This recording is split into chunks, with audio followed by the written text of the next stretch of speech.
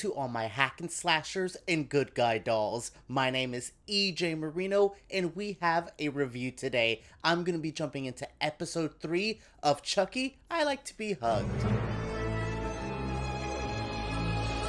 episodes in, and I'm going to say this is going to be one of my favorite new series in quite some time. Each episode builds onto each other. There's something more detailed in every episode, and we're finding out more and more about our characters. I love that. The progression of this show is amazing. I keep going like, okay, I want more, and then they deliver more. This has been a slow, great build, and this week's episode kind of ups the ante. We are at a point where like now things are going to start happening. We're at a point where now Chucky has made a big move, and everyone's going to be aware that he is around, or at least our young teen cast, which, by the way, they're doing an amazing job. Like, those kids over at Riverdale could never. Our, like, hack and slash kids are the shit. I am so enamored by our young cast because they're really like carrying some heavy material from like Lexy having a complete character evolution this episode. Still don't forgive her, but we started fleshing her out to Jake actually starting to have more emotions. There's more layers to him. That darker side is starting to brew up. And then like people like Junior and Devon, I'm still getting a lot of like kind of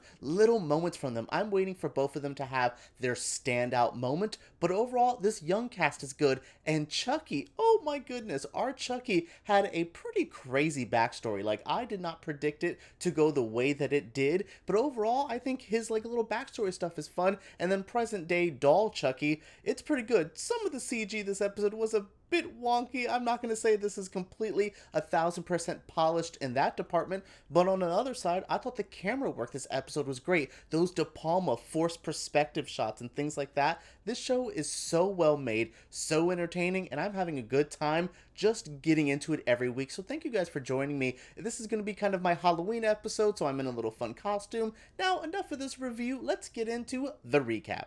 So the episode begins and we are following right up where we were, where Chucky's talking to Jake about what just happened. He saw Lexy at that Halloween party do a pretty disgusting stunt dressing up like his dad, and yeah, he's just like, okay, I'm going to give you kind of the lecture, the how-to of how to be a killer. You need to do it. And Jake's still hesitant. I think that's the overall message is he going to be a killer? Will he go like past that like boundary? He tried it today. I don't know if he would be successful. I really like that though. I like the idea. Look, again, I'm not supporting the murder of bad characters. Like, I get it, but I understand where Jake's perspective is. I understand that point of wanting to take action against other people. This has a lot of heavier themes to it. For a series about a killer doll named Chucky that has gotten as wild as Cedar Chucky has, this show is really having a heart and soul, and we're seeing it with their interactions. We also, in this little intro, get a bit of that Chucky backstory.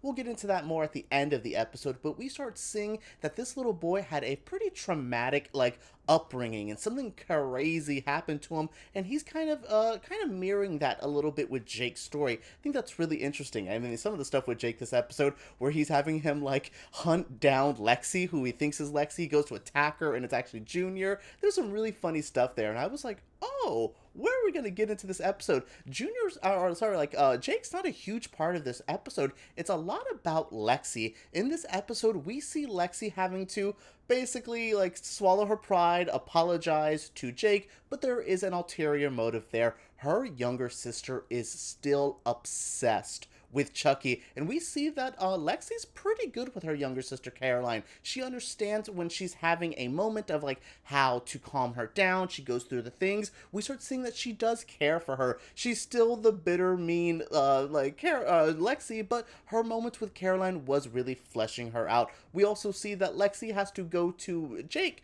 to apologize. The apology comes with, hey, let me have your Chucky doll, which leads to Chucky and Jake having the great idea of giving Chucky to Caroline. I didn't think it would go this crazy that fast, but oh my goodness, that was the jumping off point. Throughout this episode, we also saw Detective Evans, who is Devon's mother, try to investigate this. She is talking to, like, the teacher, Miss Fairchild. She's talking to Devon about Jake. She does not trust him. She's basically telling, like, Devon, you cannot deal with Jake. And Devon's like, you can't tell me who to be friends with. And I'm like, yeah, she pulled out the mom rule of, like, my house, my rules. And I'm like, I heard that so much growing up. I feel you, kid. But yeah, she is kind of cautious of Jake. And we're seeing Devon really start actually trying to connect with Jake. So as soon as his mom tells him that, he's a bit nervous. And we're starting to see that at least we have a smart detective. She's not completely 1000% blaming Jake, but like she says, she sees that danger is following him. So as a mom, she's trying to keep her kids safe. And I'm like, I get it. Also, I mentioned Miss Fairchild, the teacher, so we also have her trying to talk to Jake, trying to console him. She also has a parent-teacher meeting, which, other than Lexy's parents finding out that she's a horrible person, that was a pretty nothing scene. I usually like to say that Chucky wastes no time, and this does have a development later on. Like, we see that Uncle Sawa's wife was a bit late. She's probably having an affair, which was something that we did in Curse of Chucky, so yay, hopefully there's something different there. Hopefully it's not just straight up affair. So yeah, this little parent-teacher stuff wasn't my favorite moment, the stuff with Fairchild, but this is still fleshing out the world. I like that we're doing an adult story as much as the teen story, but this teen story is way too juicy, and let's get back to that. After we have a hilarious scene where Jake is practicing being a killer, my goodness, he's going to be so bad at that. I wonder if someone else would be a killer. Will, like, Junior get pushed to that because of stuff he sees with Oliver, which, oh my god, poor Oliver. Oh, we'll talk about that. So anyways, after we see Jake practicing being a killer, Lexy comes up,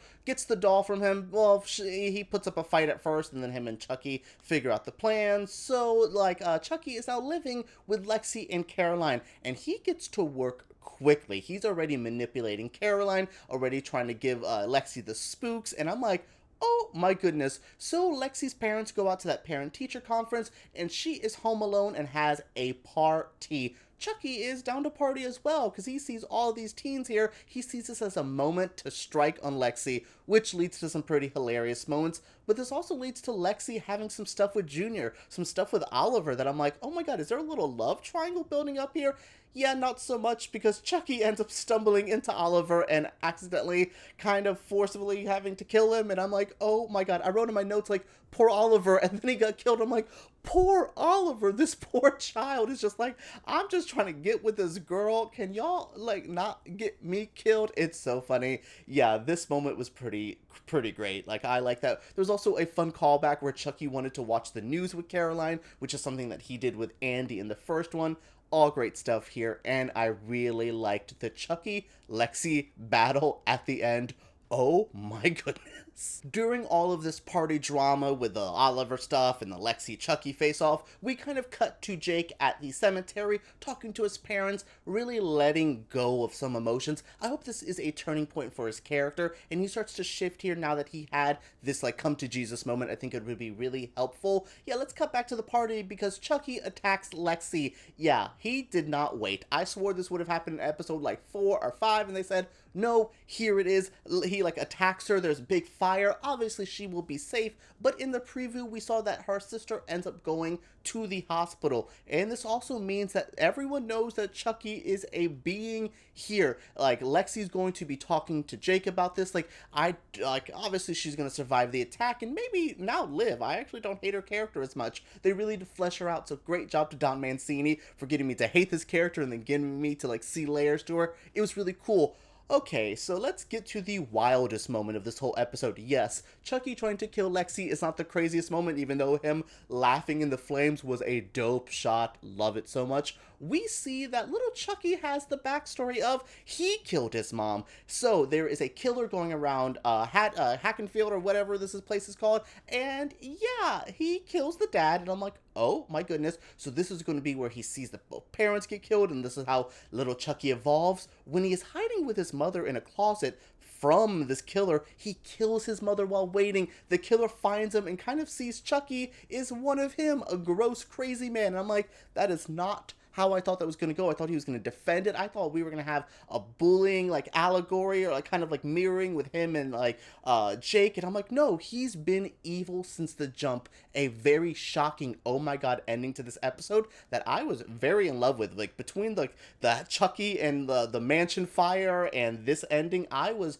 blown away. Another jam-packed, fun episode of Chucky, and I cannot wait to talk about this again next week. I want to say thank you all for joining in to my Chucky reviews. It means the world to me. This show is so cool. So much goodness like this episode, and it seems like the future is only going to get wilder. So make sure you guys subscribe to my channel because I will be reviewing this every single week. Give me a thumbs up if you did enjoy because YouTube takes those way too seriously. And alright everyone, let's talk about Chucky in this fun episode down below.